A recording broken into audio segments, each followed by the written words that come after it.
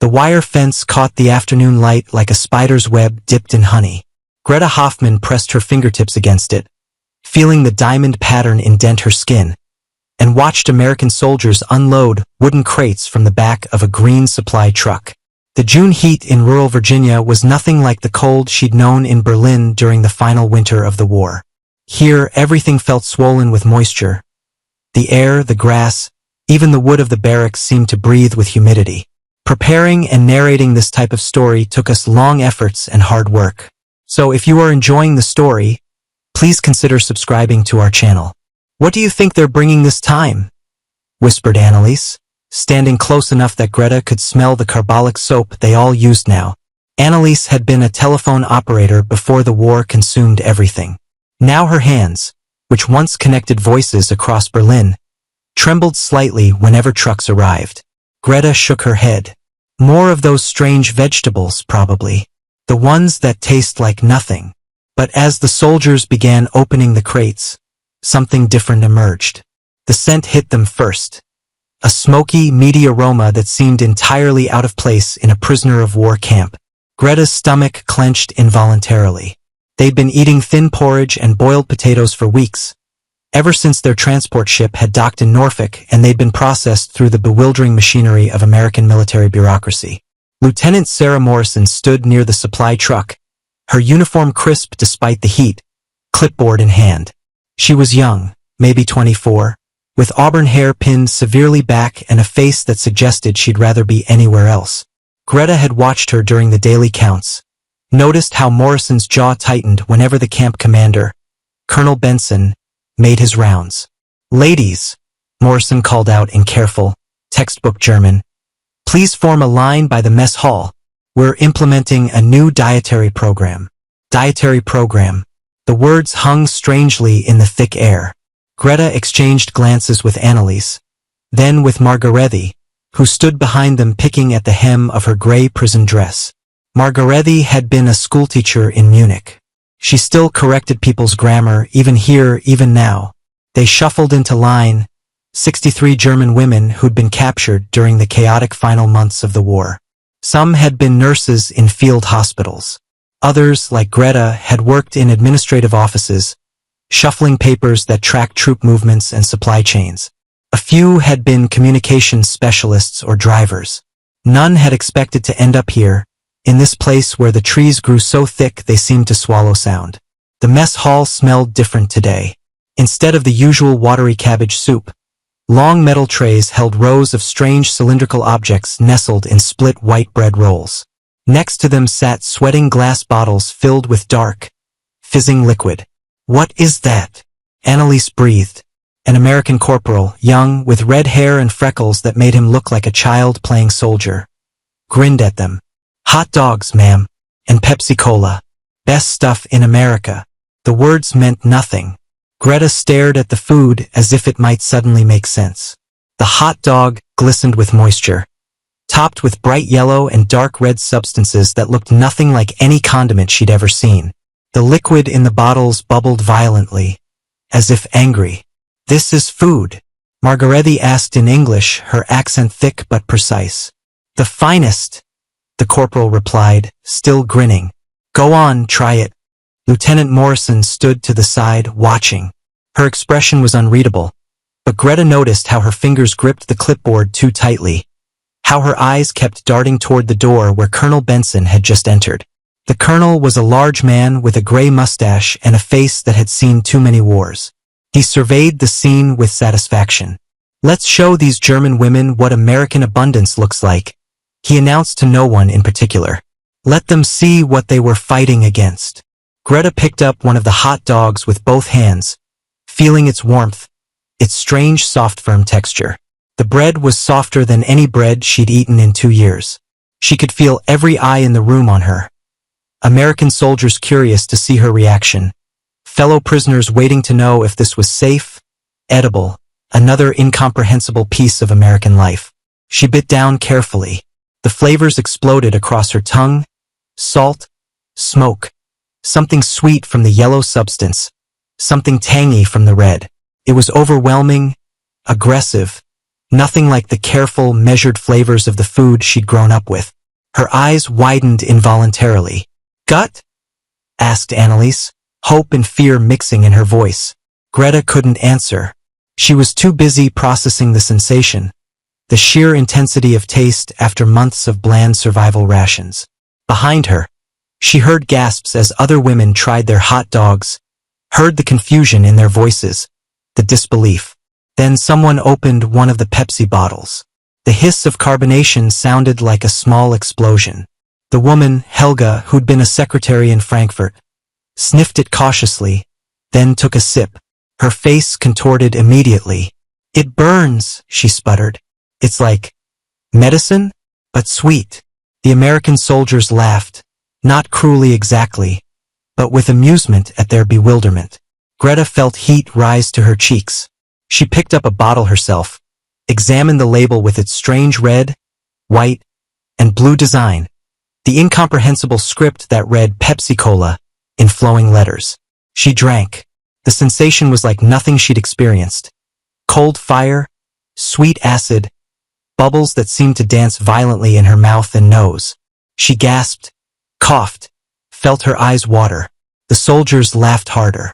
"It's not poison," Lieutenant Morrison said quietly in German, moving closer. "I know it seems strange. Everything here will seem strange for a while." Greta met her eyes and saw something unexpected there. Not pity exactly, but something like understanding. Morrison looked away quickly, made a notation on her clipboard. Colonel Benson clapped his hands together. "Excellent. Let's document their reactions. These women need to understand American superiority, need to see what their Hitler was keeping from them." But as Greta took another tentative bite of the hot dog, another sip of the burning sweet Pepsi, she wasn't thinking about superiority or propaganda.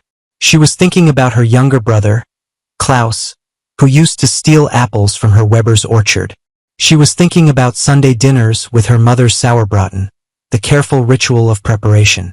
She was thinking about how everything she'd known had been reduced to rubble and ash.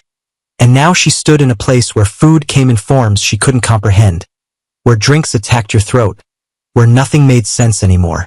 Around her, the other women were experiencing their own small shocks. Too much sweetness, too much salt, too much of everything. Some laughed nervously. Others looked close to tears.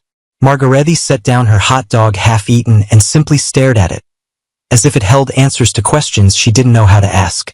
Outside, through the mess hall windows, Greta could see the Virginia countryside rolling away in green waves. Somewhere beyond those hills was a world she'd never seen, never imagined. And somewhere further still, across an ocean, were the ruins of everything she'd once called home. The days in Camp Harrison fell into patterns that Greta both craved and resented. Wake at 6 to the sound of a bugle that still made her heart race with old panic. Stand for count in the yard while Lieutenant Morrison checked her clipboard and called out numbers in German. Breakfast, increasingly bizarre American foods that her stomach gradually, reluctantly learned to accept. Work detail in the laundry or the camp vegetable garden. Lunch. More work. Dinner. An hour of recreation time. Lights out at 9.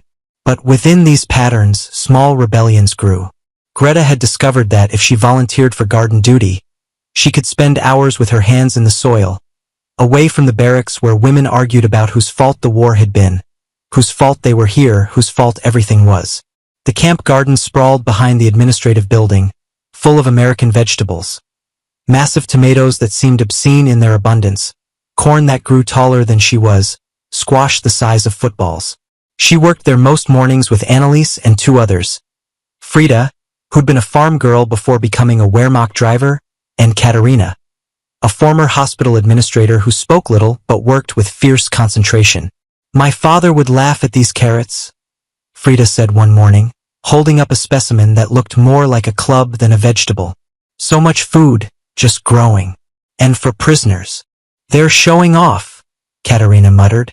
"Everything here is showing off." Annalise, kneeling between rows of beans, looked up. "Is that so bad? After everything?" The question hung in the humid air. After everything.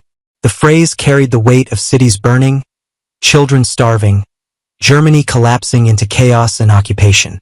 The weight of things they'd all seen but rarely spoke about. Greta pulled weeds with deliberate focus.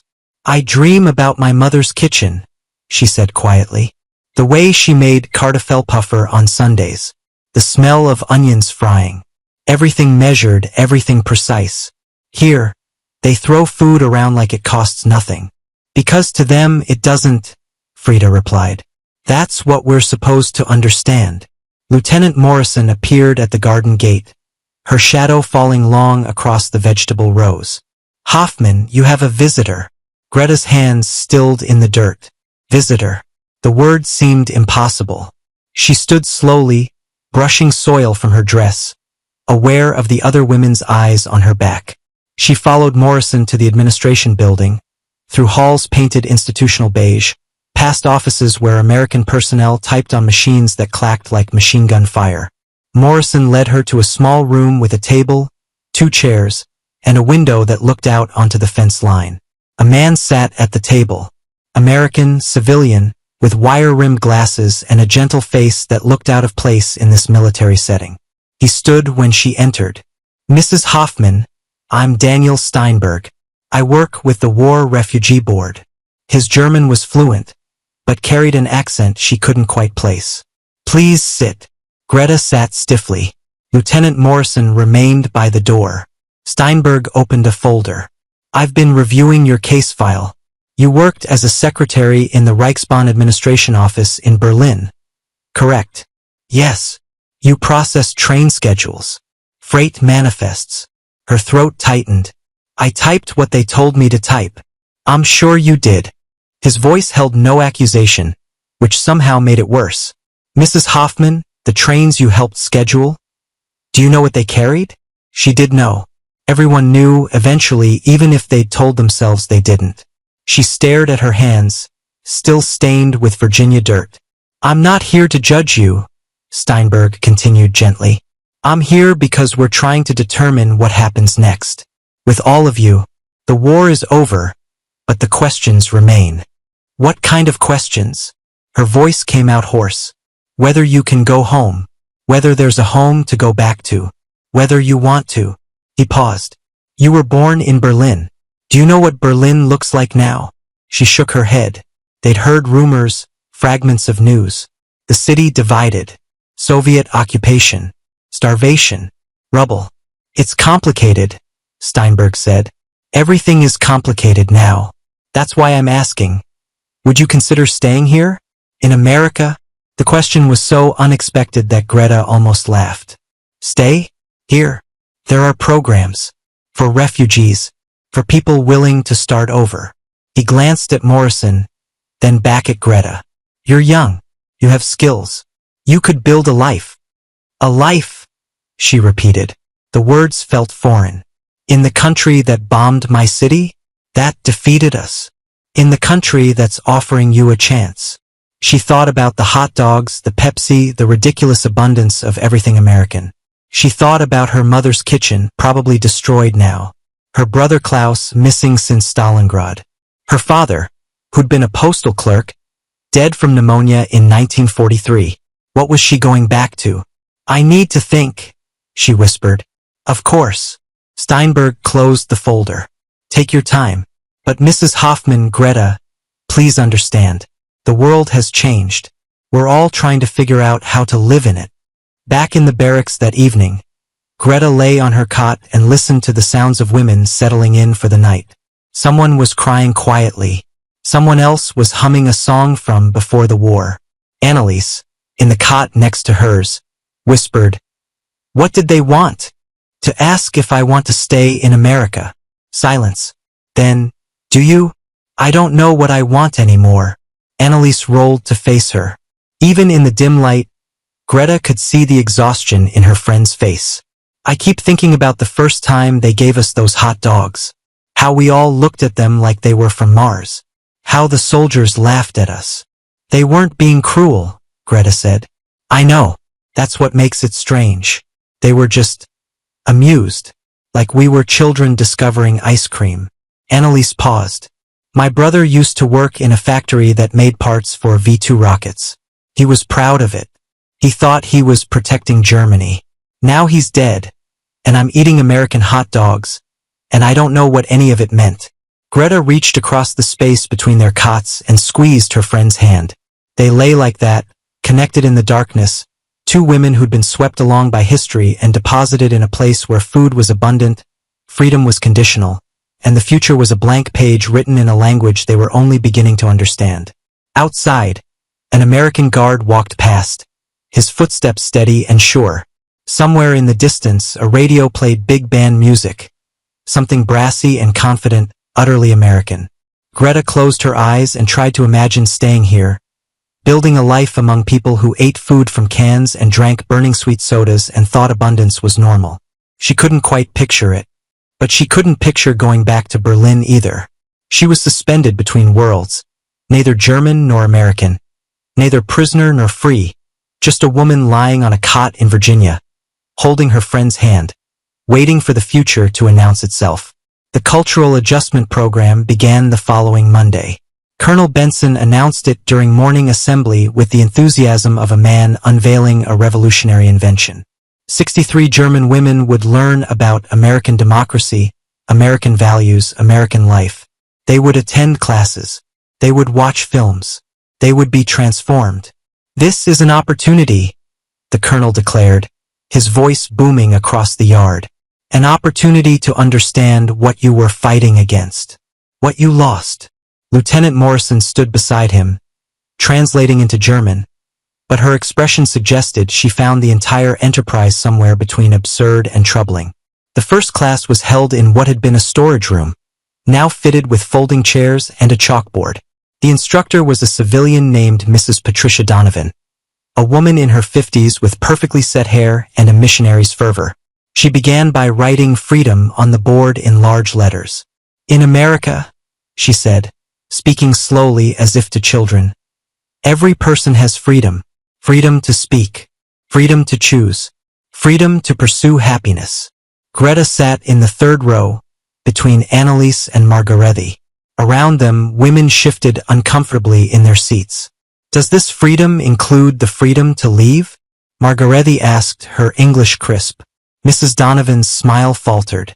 "Well, once you've completed your rehabilitation program, there will be discussions about repatriation or..." "So not free," Margarethi concluded. "It's complicated," Mrs. Donovan replied, recovering her composure. "You were enemy combatants. There are protocols." "We were secretaries," Annalise said quietly. "Clerks, telephone operators. You served the Nazi regime," Mrs. Donovan countered, her voice sharpening. "You must understand the gravity of what Germany did, what you participated in." The temperature in the room seemed to drop. Greta felt something harden in her chest, a defensive wall she'd thought she'd torn down weeks ago. "We understand more than you think," she said, her English slower than Margarethi's but clear enough. "We understand we lost everything. We understand our cities are rubble. We understand we're prisoners being fed hot dogs and told to be grateful." Mrs. Donovan's face flushed. "You should be grateful. Do you know what other countries would do with German prisoners? What the Soviets are doing?" "We know," Katerina said from the back row. "We know very well." Lieutenant Morrison, who'd been standing by the door, stepped forward. "Mrs. Donovan, perhaps we should take a break." But Mrs. Donovan was warming to her subject. "You need to understand American generosity. Our soldiers died freeing Europe from your Hitler. Thousands of them. Boys from Iowa and Texas and New York. And now we're feeding you, clothing you, trying to educate you." "We didn't ask for Hitler," Frida interrupted, her voice shaking. "Most of us didn't want war. We wanted to live, to survive. You think we had choices?" Preparing and narrating this type of story took us long efforts and hard work. So if you are enjoying the story, please consider subscribing to our channel. "Everyone has choices," Mrs. Donovan snapped. "That's what freedom means." The argument spiraled from there. Women began speaking over each other, in German and English, voices rising with frustration and grief and anger that had been suppressed for months. Mrs. Donovan's face grew redder. Lieutenant Morrison tried to restore order but was drowned out. Finally, Greta stood. Enough! The room quieted, surprised by her command. She looked at Mrs. Donovan, then at her fellow prisoners. You want us to understand America? Greta said to Mrs. Donovan. Then understand us. We're not ideas. We're not symbols of Nazi evil for you to rehabilitate. We're women who made breakfast for our brothers before they went to the front, who held dying soldiers in field hospitals, who tried to keep our families alive while bombs fell. We did terrible things because we were scared, because saying no meant death, because the world we knew was ending. Her voice cracked. So don't stand there with your chalkboard and your freedom speeches and tell us how simple it all is. Nothing is simple. Not for us. Not anymore. The silence that followed felt immense. Mrs. Donovan looked stricken. Lieutenant Morrison's expression was unreadable. Class dismissed, Morrison said quietly. That night, Colonel Benson summoned Morrison to his office. Greta only knew because she was walking past the administration building and heard their voices through an open window. This cultural program is a disaster, Benson was saying. These women are hostile, ungrateful. They're traumatized, Morrison interrupted. They're prisoners trying to understand a world that makes no sense to them. Hot dogs and Pepsi aren't going to magically transform them into Americans. They need to understand. What? That we're better than they are? That American abundance proves some moral superiority? Morrison's voice carried an edge Greta had never heard before. Sir, with respect, they understand perfectly well. They're just not performing gratitude the way you want them to. Greta moved away before she could hear more, but the conversation haunted her. She found Annalise in the recreation yard, sitting on a bench near the fence. I made everything worse today, Greta said. No, Annalise replied. You said what everyone was thinking. That woman. She wants us to be ashamed. And we are. But not in the way she wants. They sat in silence for a while. The Virginia evening was settling in, fireflies beginning their strange floating dance. Nothing like the evenings in Berlin, where summer meant long twilights and the sound of trams. Steinberg asked if I want to stay in America, Greta said finally. Annalise turned to her. Do you? I don't know how to want things anymore. I don't know how to imagine a future. She paused. What about you? If they asked. Annalise was quiet for a long time. My family is gone. My city is destroyed. What am I going back to? Soviet soldiers and rubble? She laughed bitterly. Maybe I should stay here and learn to love hot dogs. You hate hot dogs. I'm learning to tolerate them. That's American, isn't it? Learning to tolerate things. The next morning, they discovered that Mrs. Donovan had been replaced. The new instructor was a younger woman named Ellen Wright, who'd taught German at a college before the war. She began her first class by saying, in German, I don't expect you to become Americans.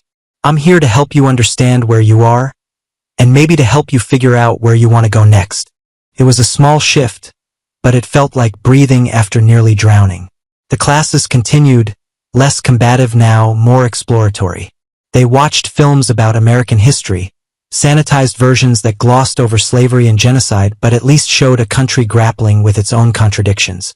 They read translated copies of the Declaration of Independence and the Constitution. They discussed democracy, capitalism, the principles that supposedly made America different.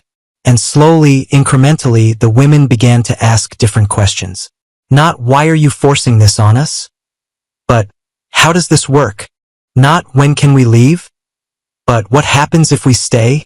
Greta found herself in conversations with Lieutenant Morrison, who seemed relieved to have someone to talk to frankly. Morrison was from Maine, had studied German literature at Bryn Mawr, had enlisted because she wanted to do something meaningful. Now she was overseeing 63 German women in Virginia and questioning everything she'd thought she understood about victory and justice. My father fought in the First War, Morrison told her one afternoon as they walked the perimeter of the camp. In France. He came home different, quieter. He never talked about what he saw. She paused. I thought this war would be different, clearer, good versus evil. And now, Greta asked. Now I think wars are just catastrophes that break people in different languages. It was the most honest thing anyone had said to Greta in months. The letter arrived in July, forwarded through Red Cross channels. Greta stared at it for a full minute before opening it, afraid of what it might contain. The handwriting was her Aunt Helene's, her mother's sister, who'd lived in Leipzig. The words swam on the page. Most of the family was gone. Her mother had died in an air raid in early 1945. Her brother Klaus was officially listed as missing and presumed dead. Her childhood home no longer existed. The neighborhood had been obliterated. But Helene was alive, living in the Soviet sector, struggling but surviving. Come home if you can, the letter ended. Or perhaps it's better if you stay away. There's nothing left here but ghosts and Russians. Greta sat on her cot, the letter trembling in her hands. Anneliese found her there an hour later, tears streaming silently down her face. My mother is dead, Greta whispered. She died while I was typing train schedules. She died and I didn't know. Anneliese held her while she sobbed, great wrenching cries that came from somewhere deep and broken. Other women gathered around, forming a circle of shared grief. They all had letters like this or were waiting for letters that would never come. Lieutenant Morrison heard the crying and came to investigate. When she saw Greta's state, she didn't ask questions. She just said, "Come with me." She led Greta to a small office, closed the door, and pulled out a bottle of whiskey from a desk drawer. She poured 2 glasses without asking. "I'm not supposed to drink with prisoners," Morrison said. "But fuck the rules today." They drank in silence. The whiskey burned differently than Pepsi, but Greta welcomed the burn. It felt appropriate. "My mother died," she said again, needing to say it out loud. "I'm sorry," Morrison replied, and her voice carried genuine sorrow. "I keep thinking about the last time I saw her. I was angry because she'd used our ration coupons for bread instead of saving them. Such a stupid thing to be angry about." Greta laughed bitterly. "And now she's dead and I'm in America drinking whiskey with an enemy officer." "I'm not your enemy," Morrison said quietly. "No," Greta agreed. "I don't think you ever were." Morrison refilled their glasses. "After the war ended, I went to one of the camps. Not a POW camp. One of the other camps. Dachau." Her voice was flat, careful. "I saw what was done there. I saw the ovens, the piles of shoes, the photographs of faces." Greta's stomach clenched. "I didn't know. Not really. Not until the end." "I believe you. Most people didn't know. Didn't want to know. Couldn't imagine." Morrison paused. "But also there were signs. Things people could have seen if they'd looked." "I typed schedules," Greta said. "Special trains. Priority trains. I never asked where they were going. Would it have mattered? If you'd asked?" "No. I would have been arrested or worse. So I didn't ask. I just typed." She drank more whiskey. "Is that unforgivable?" Morrison was quiet for a long time. "I don't know. That's not for me to decide. But I know you're here now trying to figure out how to live with it. That has to count for something." Later that week, Colonel Benson announced a new program. German prisoners would be taken on supervised trips to nearby towns, allowed to see American life firsthand. It was presented as educational, but Greta suspected it was more propaganda. Look at what you could have if you embrace American values. The first trip was to a town called Harrisville, 20 miles from the camp. 15 women, including Greta, Anneliese, and Margarethe, boarded a bus with Lieutenant Morrison and 2 guards. They drove through rolling countryside, past farms that looked impossibly prosperous, past neat white houses with green lawns. Harrisville had a main street with shops, a diner, a movie theater. People stared as the prisoners walked past in their gray dresses, supervised by American soldiers. Some faces showed curiosity. Others showed hostility. They stopped at a general store. The abundance inside was staggering. Shelves full of canned goods, fresh produce, clothing, household items. Music played from a radio on the counter. Everything was so clean, so organized, so much. "You can each select one item," Morrison announced. "The army will pay for it." The women scattered through the store like children, touching things carefully, trying to understand what everything was. Greta found herself in front of a display of candy bars. Chocolate, something she hadn't seen in real form since before the war. She picked up a Hershey's bar, examined the brown wrapper, the simple design. "That's good chocolate," said a voice beside her. An elderly woman with white hair and kind eyes smiled at her. "Best chocolate there is." Greta's English failed her. She just nodded. "You're from the camp," the woman continued. It wasn't a question. "German, right?" Greta nodded again, waiting for hostility. Instead, the woman said, "My husband's mother came from Germany. Long time ago, before the First War. From a town called, oh, I can't remember. Somewhere in Bavaria." She patted Greta's hand. "You're young. You'll be all right. This country's good at second chances." Greta felt tears well up. "Thank you," she managed in English. At the checkout counter, the clerk, a young man with one arm, clearly a veteran, was less welcoming. He rang up their purchases with a scowl, not making eye contact. When Margaretti tried to thank him, he muttered, "Just doing my job." On the bus ride back, Annalise said, "Did you see how much food they had? Just sitting there? Not rationed." "That's America," Frida replied. "Everything is too much. Too much food. Too much space. Too much everything." "Is that bad?" asked Katerina. No one answered.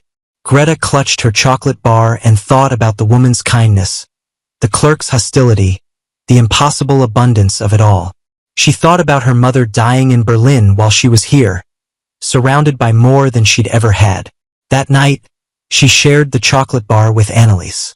They each took tiny bites, making it last, tasting sweetness that felt both wonderful and wrong. "I think I might stay," Annalise said suddenly. "If they let me. I don't think I can go back." Greta understood. She was beginning to understand a lot of things. That home was gone. That the world had shifted on its axis.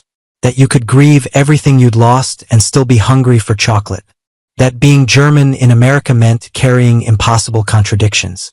That maybe, somehow, there was a future here, strange and uncertain as it was. "I might stay too," she heard herself say. The words felt like betrayal and relief all at once. September arrived with cooler air and changing leaves. The cultural program had evolved into something more complex, less about indoctrination, more about practical preparation. Ellen Wright taught them American idioms, how to read newspapers, how to understand the bewildering array of regional differences. A man from the State Department came to explain immigration procedures, visa categories, the possibility of sponsored employment. Greta had decided. She would stay. The decision sat heavy in her chest, but it also felt inevitable. Daniel Steinberg had found her a potential sponsor, a German-American family in Pennsylvania who owned a printing business and needed someone with administrative experience. They were willing to help her navigate the immigration process, offer employment, provide a bridge into American life. "It won't be easy," Steinberg warned her. "There's still a lot of anti-German sentiment. You'll face discrimination, questions. You'll have to prove yourself over and over." "As opposed to what?" Greta replied. "Going back to a divided Berlin with no family and Soviet occupation? At least here there's a chance." Annalise had made the same decision. Margaretti too, though she was bitter about it. "I'm choosing exile," Margaretti said. "Let's not pretend it's anything else." Frida and Katerina were going back. Frida because she had a sister in Munich who'd survived. Katerina because she said she needed to see Germany before she could decide whether to leave it forever. The camp population was splitting along these fault lines, those staying, those leaving, each choice carrying its own weight of loss and hope. Lieutenant Morrison had been promoted to captain. She was being reassigned to Germany itself, to work with occupation forces. She and Greta sat on the bench by the fence one evening, watching the sun set through the trees. "I'll miss this place," Morrison said. "Which is insane, because it's a prison camp." "It was a kind of in-between," Greta replied. "Not war, not peace. Not Germany. Not quite America. Limbo," Morrison agreed. She pulled out a small notebook, wrote something, tore out the page and handed it to Greta. My address in Germany. If you need anything or if you just want to write. I know what it's like to feel caught between worlds. Greta folded the paper carefully. Thank you. For everything. For treating us like people. You are people, Morrison said. That shouldn't be remarkable, but I guess it is. The camp began to empty. Women were processed, given papers, loaded onto buses. Some went to ships bound for Europe. Others, like Greta and Annalise, went to processing centers for civilian immigration. The barracks grew quieter. The routines dissolved. On Greta's last day at Camp Harrison, Colonel Benson gave a speech about redemption and second chances. It was typical Benson, grand pronouncements that missed the complicated truth. But Greta appreciated the gesture. She'd learned that Americans were good at grand gestures, less good at sitting with ambiguity. She packed her few possessions. The chocolate bar wrapper saved, her aunt's letter, a photograph of her family she'd carried through everything, the clothes she'd been issued, a small English-German dictionary Morrison had given her. Annalise hugged her fiercely. We'll find each other, she promised. In Pennsylvania or wherever we end up. We'll find each other. We will, Greta agreed, hoping it was true. The bus to the immigration center drove through Virginia countryside one last time. Greta watched the landscape roll past and thought about the first time she'd tasted Pepsi. How foreign it had been, how her body had rejected it. Now she could drink it without flinching. She'd learned to tolerate hot dogs, even developed preferences. Mustard, yes. Relish, no. She'd learned to say please and thank you, without her accent feeling quite so thick. She'd learned that America was contradictory and excessive and sometimes cruel and also offered possibilities Germany couldn't. The immigration center was in Richmond, a maze of paperwork and medical examinations and interviews and endless questions. Greta answered them all. Where were you born? What did you do during the war? Why do you want to stay in America? Do you have any communist affiliations? Can you support yourself? Will you uphold American values? She learned to give the answers they wanted to hear, learned to frame her story in ways that made sense to American bureaucrats. Yes, she regretted the war. No, she hadn't been a Nazi Party member. Yes, she wanted to contribute to American society. Yes, she understood the privilege being extended to her. It took 6 weeks to process. 6 weeks of living in a dormitory with other German women, other displaced persons from across Europe, all of them waiting for their futures to be approved or denied. She met a Polish woman named Maria who'd survived a work camp. She met a Hungarian Jewish woman named Eva who'd lost everyone. She met an Italian man named Giuseppe who just wanted to forget everything that had happened. They traded stories in broken English, finding common ground in displacement. They were all between worlds, all learning to navigate a country that was simultaneously welcoming and suspicious, generous and judgmental. Finally, the approval came. Greta Hoffmann was granted a visa to remain in the United States as a German national with refugee status. She could work. She could eventually apply for permanent residency, even citizenship. She could build a life. The family in Pennsylvania, the Schneiders, met her at the train station in Harrisburg. They were in their 50s, spoke German with American accents, and had kind faces weathered by work. Their printing shop was modest but successful, serving the local community with business cards, wedding invitations, church newsletters. We lost family in Germany, Mrs. Schneider explained as they drove to their house. In the camps. But we don't hold you responsible for that. The war was bigger than any of us. Their home was a small Victorian with a porch and a garden. They gave Greta a room on the second floor with a window that looked out onto maple trees. It was more space than she'd had in years. You'll work in the shop, Mr. Schneider said. Keeping records, managing orders, eventually maybe helping with design. We'll pay you fair wages. You'll eat with us. You're not a servant. You're an employee, and we hope, eventually, a friend. That first night, lying in a real bed with clean sheets, Greta cried. For her mother, for Klaus, for everything lost. But also with relief. She'd survived. She'd made it through. Work at the print shop was methodical, soothing. She organized files, scheduled jobs, learned the rhythms of American business. The Schneiders were patient with her mistakes, her accent, the gaps in her cultural knowledge. Slowly, she learned how to answer a telephone the American way, how to make small talk about weather and sports, how to laugh at jokes she didn't quite understand. The town was less welcoming. People learned she was German, word spread quickly, and some refused to do business with the shop. She heard whispers when she walked to the market, saw mothers pull their children away. One man spat at her feet and called her a Nazi. "Ignore them," Mrs. Schneider advised. "They'll come around. Or they won't. Either way, you hold your head up." Greta held her head up. She learned to say, "I'm sorry for the war," without her voice breaking. She learned to absorb hostility without responding. She learned the particular loneliness of being German in post-war America. But there were kindnesses too. The librarian who helped her find books in English. The grocer who saved bruised fruit for her at reduced prices. The elderly veteran who told her his brother had been captured by Germans and treated well. "Not all Germans were monsters," he said. "I know that."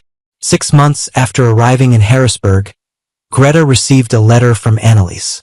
She was in Wisconsin, working as a housekeeper for a family with 4 children.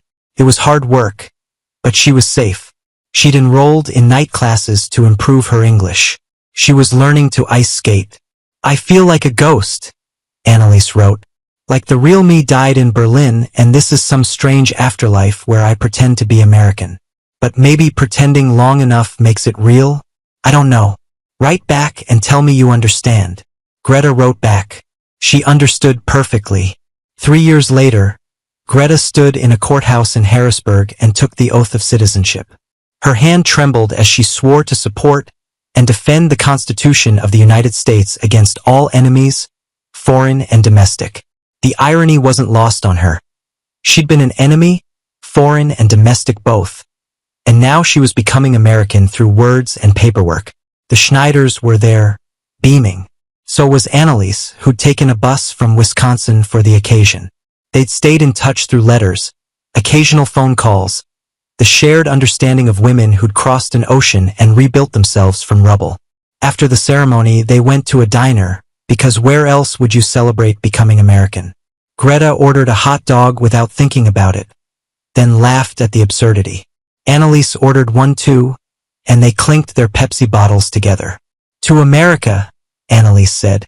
"To survival," Greta replied.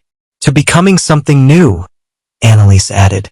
They ate and talked and remembered, and in the remembering they began, finally, to let some of it go. Subscribe to The Last Witnesses, where silence is never forgotten.